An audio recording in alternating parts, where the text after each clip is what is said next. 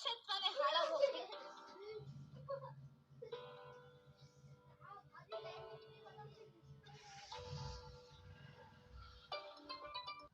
ಇಂದು ಇಡೀ ದೇಶಾದ್ಯಂತ ಪ್ರತಿ ಜಿಲ್ಲೆ, ಪ್ರತಿ ಹಳ್ಳಿ, ಪ್ರತಿ ತಾಲೂಕಿನಲ್ಲಿ ಅತ್ಯಂತ ಸಂಭ್ರಮ ಸಡಗರದಿಂದ ಗಣರಾಜ್ಯೋತ್ಸವವನ್ನು ಆಚರಿಸ್ತಾ ಇದ್ದೇವೆ.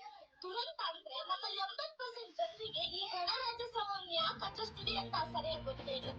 ಅವರು ಹೇಳೋದೇನಪ್ಪ ಅಂದ್ರೆ 1950ರಲ್ಲಿ ನಮ್ಮ ಸಂವಿಧಾನ ಜಾರಿಗೆ ಬಂತು. ನಮ್ಮ ಸಂವಿಧಾನದಲ್ಲಿ ನಾವು ಪ್ರತಿ ವರ್ಷ ಜನವರಿ 26ರಂದು ಗಣರಾಜ್ಯೋತ್ಸವವನ್ನು ಆಚರಿಸ್ತೀವಿ. ಈ ಗಣರಾಜ್ಯೋತ್ಸವವನ್ನು ಆಚರಿಸುವ ಸಂವಿಧಾನದ ಅಷ್ಟೇ ಸಂದೇಶವನ್ನು ನೀಡೋದ್ರಿಂದ ಜವಾಬ್ದಾರಿಯನ್ನು ಪ್ರಪಂಚದಲ್ಲಿ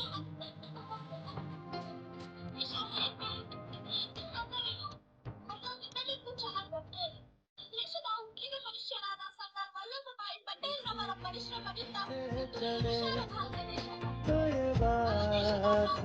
ಸಾವಿರಾರು ಭಾಷೆಗಳ ಹಲವಾರು ಧರ್ಮಗಳ ಭಿನ್ನತೆಯನ್ನು ಏಕತೆಯೊಂದಿಗೆ ಜಗತ್ತಿಗೆ ಮಾದರಿಯಾಗುತ್ತದೆ.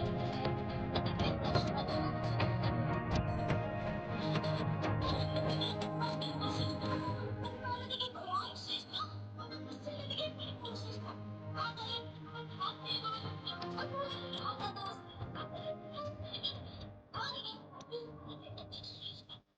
ಸಂವಿಧಾನದ ಮಾತೆ ಅಂತಿಮ ಅನ್ನೋದನ್ನ ಮನದಟ್ಟು ಮಾಡುವುದೇ ಇಂದಿನ ಗಣರಾಜ್ಯೋತ್ಸವದ ಮುಖ್ಯ ಉದ್ದೇಶ ಸ್ನೇಹಿತರೆ.